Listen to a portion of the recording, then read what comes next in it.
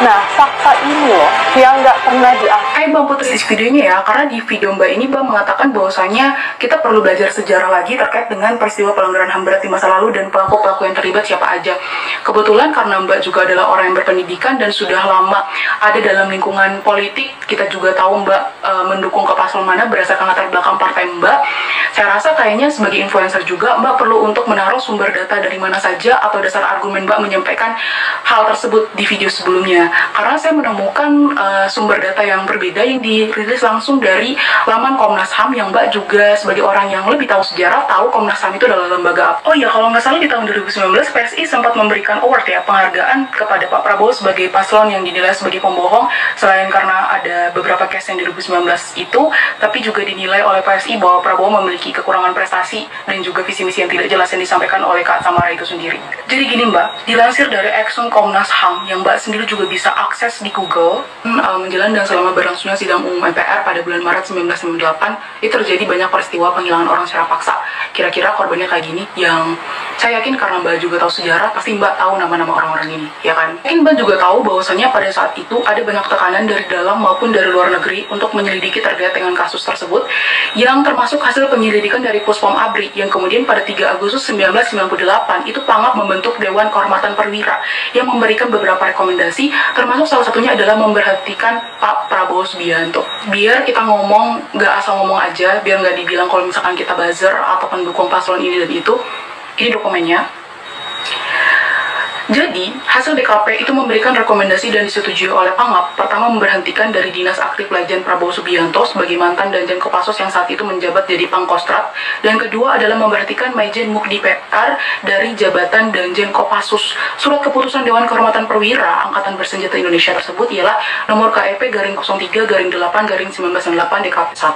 Sesuai keputusan DKP, Prabowo itu menugaskan Satuan Tugas Mawar atau lebih dikenal sebagai Tim Mawar untuk menculik para aktivis. Perintah itu diberikan melalui Kolonel Infanteri Cairawan yang merupakan Komandan Grup 4 salah satu nama Satuan Kopassus dan Mayor Infanteri Bambang Kristiano, komandan dari Tim Mawar. Berdasarkan dokumen tersebut, dua anak buah Prabowo itu menjalankan tugas karena telah diyakinkan oleh Prabowo, dan keputusan itu mencatat bahwa Prabowo memerintahkan anggota Satgas Mawar, Satgas Merpati, melalui Kolonel Cairawan dan Mayor Bambang Kristiano untuk melakukan pengungkapan, penangkapan, dan juga penahanan para aktivis yang kemudian mengakibatkan nama-nama ini menjadi korban. Mbak pasti tahu soal ini ya nggak? Tangan dari dua mayor tadi, kemudian dari Satgas Mawar maupun Satgas Merpati, itu mereka mengatakan kebenaran tugas itu karena menurut Danjen sudah dilaporkan ke pimpinan dan atas perintah pimpinan.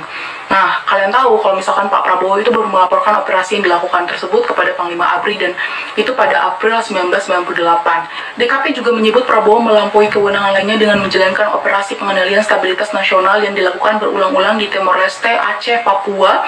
Prabowo juga dinilai bersalah lantaran kerap kali berpergian ke luar negeri tanpa izin Kasat atau Panglima ABRI. Dan kalian mau tahu, tindak pidana yang dimaksud sesuai isi keputusan itu adalah ketidakpatuhan pasal 103 KUHPM dan memerintahkan dan Grup 4 Sanda Kopassus dan anggota Satgas Merpati serta Satgas Mawar untuk melakukan perampasan kemerdekaan orang lain yang ada pada pasal ini dan penculikan yang ada pada pasal ini. So, sejarah yang mana yang mau kita pelajari, Mbak? Dilansir dari majalah Panji edisi 27 Oktober 1999, Prabowo menyatakan bahwasanya tidak ingin mempermasalahkan putusan pemberhentian tersebut karena ingin menjaga kehormatan dan nama baik dari Soeharto dan juga ABRI itu sendiri. Ya, kalian tahu kalau misalkan masuk ke pengadilan militer terus kemudian nama Prabowo di situ, yang mana kita tahu bagaimana posisi Pak Prabowo, maka akan seperti apa. Kedua, adalah anak buah Prabowo, yaitu Bambang Kristiano, yang maju di mahkamah militer, dan dialah orang yang pasang badan untuk mengaku sebagai dalang dari penculikan itu sendiri. Mungkin Mbak lebih tahu sejarah dan lebih tahu bagaimana fakta yang ada saat ini. Pasti Mbak juga tahu kalau misalkan anak buah yang tadi, yang pasang badan tadi, itu adalah orang yang sangat dekat dengan Prabowo sampai hari ini, mendapatkan jabatan dari dalam kerja-kerja Pak Prabowo ataupun apapun yang dilakukan oleh Pak Prabowo. Dan you know what I mean, right?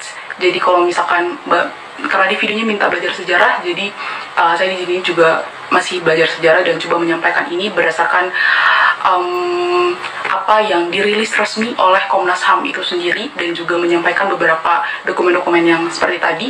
Pun kalau misalkan Mbak sebagai orang yang cukup berpendidikan dan cukup lama berkecimpung dalam dunia politik, pasti Mbak lebih paham untuk menyampaikan sebuah opini.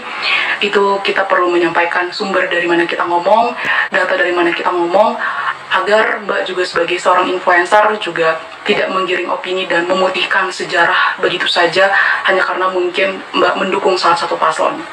Tentunya tentang Tim Mawar